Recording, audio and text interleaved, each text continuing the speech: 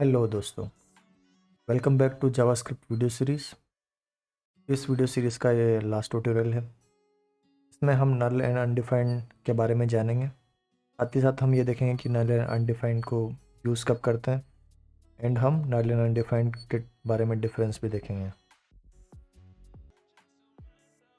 आपको याद होगा कि जब हमने डेटा टाइप्स पढ़ाए थे जावास्क्रिप्ट में, तब हमने बताया था कि 5 टाइप के प्रिमिटिव डेटा टाइप्स होते हैं और 2 कंपोजिट डेटा टाइप होते हैं।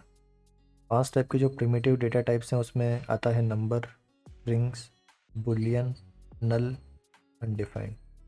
कंपोजिट में हमने देखा था ऑब्जेक्ट्स एंड अरेज आता है। कंपोजिट इसलिए बोलते हैं इनको क्योंकि ऑब्जेक्ट्स एंड अरेज जो डेटा टाइप है वो अपने को बनाने के लिए इन दूसरे बाकी डेटा टाइप का यूज़ करते हैं। प्रिमिटिव डेटा टाइप अपने को बनाने के लिए किसी और चीज़ का यूज़ नहीं करते हैं। प्रिमिटिव डेटा टाइप में हमने नंबर्स काफ़ी सारे एग्जांपल कवर किए, जिसमें हमने वेरिएबल को नंबर के तौर पे बनाया, स्ट्रिंग के भी यूज़ किए हैं, बूलियन के ट्रू फॉल्स भी यूज़ किए हैं। लेकिन अभी तक हमने ज़्यादातर केसेस में नल एंड अनडिफाइंड को यूज़ नहीं किया है। तो इस वीडियो में हम कुछ एग्जांपल्स देखेंगे जिसमें हम नल एंड अनडिफाइंड को कवर करेंगे। इस वाली स्लाइड में मैंने आपको बताया था कि डेटा टाइप्स में कि जब सिंगल या डबल कोट यूज़ करते हैं वेरिएबल में तो वो स्ट्रिंग बन जाता है। ये वाले इस टाइप के एग्जांपल हमने कवर किए थे। जब हम उसको न्यूमेरिक वैल्यू देते हैं विदाउट सिंगल और डबल कोट तो वो नंबर बन जाता है। जैसे ट्रू फॉल्स देते हैं तो वो बूलियन बन जाता है उसका डेटा टाइप। ऐसे हमने अरेज देखा, ऑब्जेक्ट्स देखा, है ना। और जब हम उसको कुछ नल वैल्यू देते हैं NULL, सब स्मॉल में होगा NULL, तो वो उसका डेटा टाइप नल बन जाता है।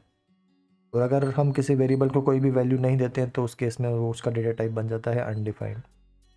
तो लास्ट के जो 2 हैं इसको हम इस वीडियो में देखने वाले हैं। यहाँ पर हम इन दोनों में डिफरेंस जानेंगे और साथ ही साथ ये भी देखेंगे कि नल एंड अनडिफाइंड होता क्या है।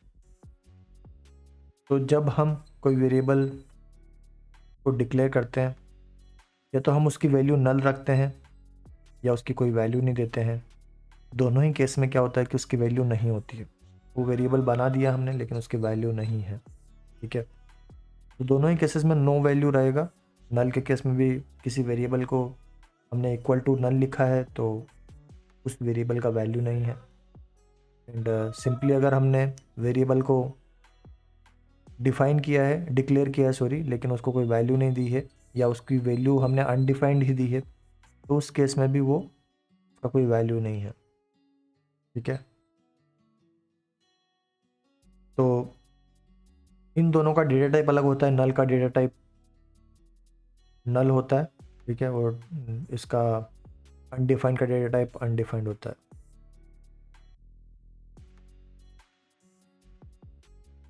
इन दोनों में खास डिफरेंस ये होगा कि दोनों ही केस में वैल्यू तो नहीं है, लेकिन इसको आप ऐसे समझेंगे कि जैसे कि कोई कप होता है, किसी कप में पानी नहीं है।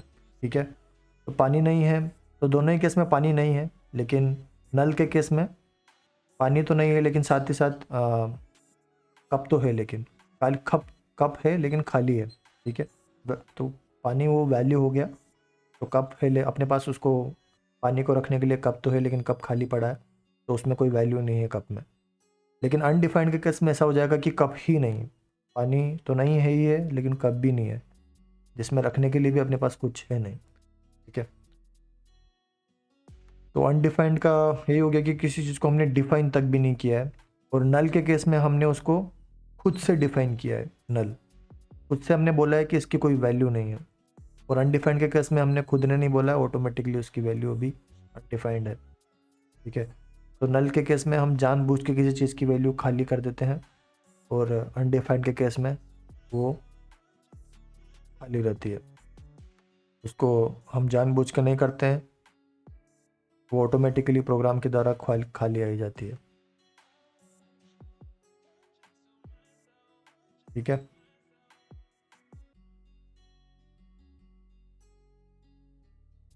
चलिए इसको एक एग्जांपल से समझते हैं, तब और क्लियर होगा। मैंने VS कोड ओपन कर रखा है। यहाँ पर एक बेसिक HTML का कोड है। यहाँ पर हमने स्क्रिप्ट टैग लगा रखे हैं जिसमें हम जावास्क्रिप्ट का प्रोग्राम लिखेंगे। तो सबसे पहले मैं अनडिफाइंड को एक्सप्लेन करता हूँ।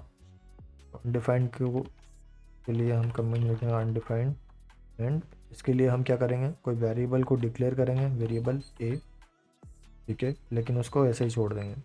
हम उसको कोई वैल्यू नहीं दे रहे, तो हम खुद उसको कोई वैल्यू नहीं दे रहे हैं। हमने बस वेरिएबल को बनाया, उसको नाम दिया कि ए वेरिएबल है, लेकिन उसमें कोई वैल्यू नहीं डाला है। अगर हम इसको कंसोल लॉग करेंगे,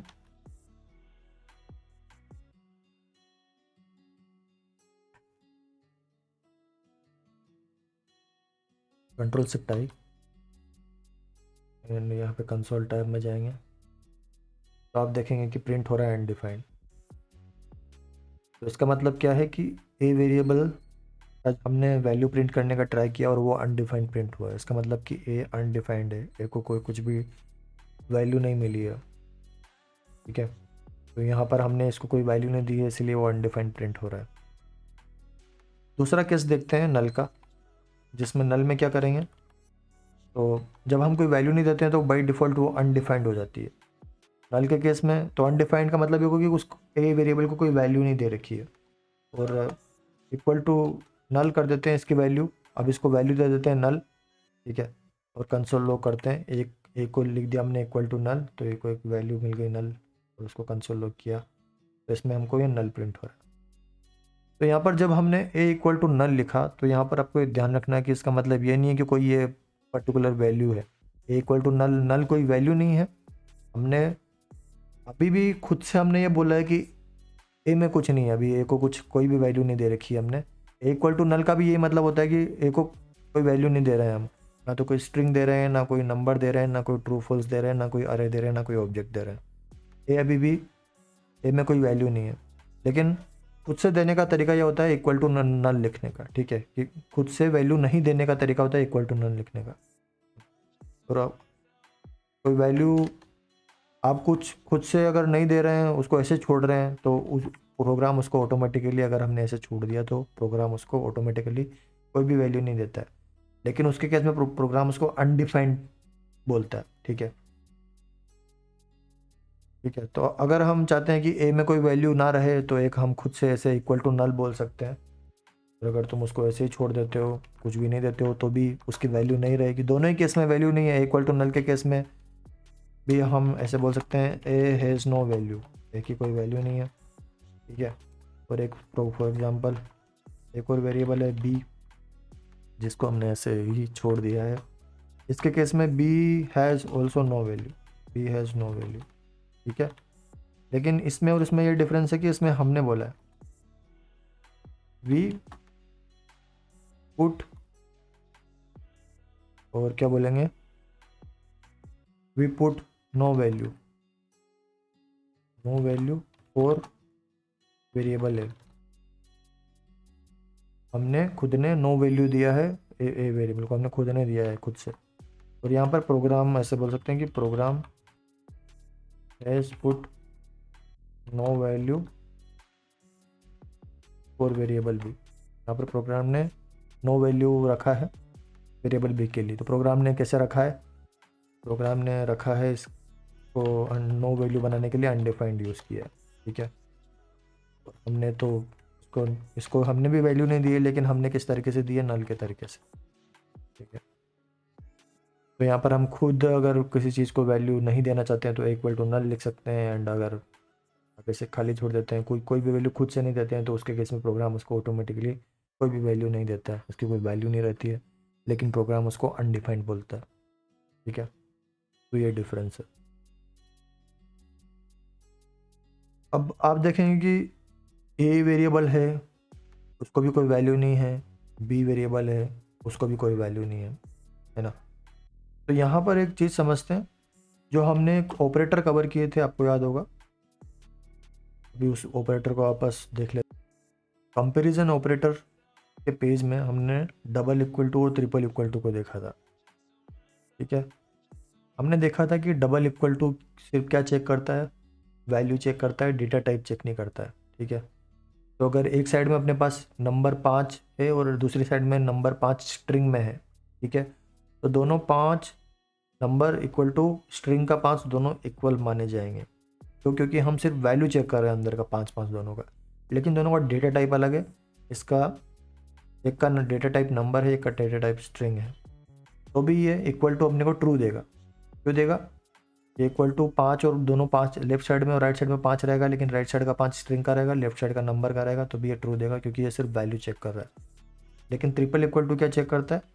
वैल्यू भी चेक करता है एंड डेटा टाइप भी चेक करता है। ठीक है, अगर दोनों मैच करता है तभी वो ट्रू बोलता है। तो अगर एक तरफ नंबर का 5 रहेगा, एक तरफ स्ट्रिंग का 5 रहेगा, तो उसके केस में फॉल्स दे देगा। ठीक है, मैं यहाँ बताना चाहता हूँ कि डबल इक्वल टू हम वैल्यू चेक करने के लिए देते हैं, तो ट्रिपल इक्वल टू हम डेटा टाइप के लिए यूज़ करते हैं, वैल्यू भी चेक करते हैं, डेटा टाइप भी यूज़ करते हैं। तो सेम वैसे ही अगर हम इसको देखेंगे, अगर हम लिखते हैं क्या कंसोल लॉग करते हैं, क्या ए इक्वल इक्वल टू बी बोलूँगा, तो क्या ये मेरे को ट्रू देगा या फॉल्स देगा? हम ए को कंपेयर कर रहे हैं बी से, और मैंने बताया आपको कि डबल इक्वल टू से हम सिर्फ क्या चेक कर रहे हैं? वैल्यू चेक कर रहे हैं। ठीक है, वैल्यू चेक हो रहा है, तो ये अब ट्रू आएगा या फॉल्स आएगा? ठीक है, तो इसको एक बार कंसोल लॉग में देखते हैं प्रिंट करा के। अब देखेंगे ये ट्रू आया है, मतलब ए इक्वल टू बी बोला है कि ए और बी दोनों समान है डबल इक्वल टू के केस में। अब दोनों समान क्यों है? क्योंकि उसको समझते हैं जैसे कि double equal to value check करता है। यहाँ पे देखेंगे ए को भी कोई वैल्यू नहीं है, A has no value, and B को भी कोई वैल्यू नहीं है। जब दोनों चीज़ को कोई वैल्यू नहीं है तो दोनों बराबर हो गए। इसको भी कोई ए को भी कोई वैल्यू नहीं है, बी को भी वैल्यू नहीं है, तो दोनों दोनों को कोई वैल्यू नहीं है, तो दोनों बराबर ही हो गए। ठीक है, तो इस केस में ये ट्रू दे रहा है। लेकिन अगर मैं ट्रिपल इक्वल टू यूज़ करता हूँ, है ना, अब देखते हैं कि ट्रू देता है या फॉल्स देता है। तो भी आपको फॉल्स मिलेगा प्रिंट, है ना, क्योंकि ट्रिपल इक्वल टू क्या करता है? Value and data type check करता है। तो वैल्यू तो दोनों का नहीं है, तो उसके केस में तो दोनों बराबर है, लेकिन दोनों का डेटा टाइप जो है वो अलग अलग है। ए का जो डेटा टाइप है वो नल है, एंड बी का जो डेटा टाइप है वो अनडिफाइंड है। ठीक है, तो दोनों का डेटा टाइप में डिफरेंस है, वैल्यू दोनों का नहीं है, तो उस केस में दोनों बराबर माने जाएंगे, लेकिन दोनों का जो डेटा टाइप है वो सेम नहीं है। इसी वजह से ओवरऑल ये कंडीशन हो गई फॉल्स, क्योंकि डेटा टाइप मैच नहीं कर रहा है। ठीक है, क्योंकि डबल इक्वल टू यूज़ करेंगे तो दोनों के केस दोनों को इक्वल माने जाएंगे, क्योंकि सिर्फ double equal to value check करता है, दोनों का कोई वैल्यू नहीं है, तो दोनों बराबर ही माने जाएंगे। लेकिन अगर ट्रिपल इक्वल टू यूज़ करते हैं तो उसके केस में ये फॉल्स हो जाएंगे, क्योंकि ट्रिपल इक्वल टू के केस में दोनों का डेटा टाइप मैच नहीं करेगा। क्या? तो ये होता है इसमें एक डिफरेंस।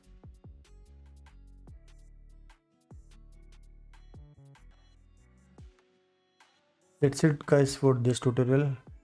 इस ट्यूटोरियल में हमने अनडिफाइंड को देखा, और ये इस जावास्क्रिप्ट वीडियो सीरीज़ का लास्ट ट्यूटोरियल था। ठीक है, तो इसके बाद हम जावास्क्रिप्ट का एडवांस जावास्क्रिप्ट की वीडियो सीरीज़ को देखेंगे, जिसमें हम एक्चुअली में ES6 को पढ़ेंगे। ES6 में जावास्क्रिप्ट का जो भी हमने अभी तक प्रोग्राम लिखने का तरीका जो देखा था, ES6 में वो थोड़ा डिफरेंट होता है। वो जावास्क्रिप्ट को लिखने का एक नया तरीका होता है। ठीक है, तो उसको हम एडवांस जावास्क्रिप्ट की वीडियो सीरीज़ में कवर करेंगे। ठीक है, तब तक के लिए bye guys, see you guys in the next video series. Thank you.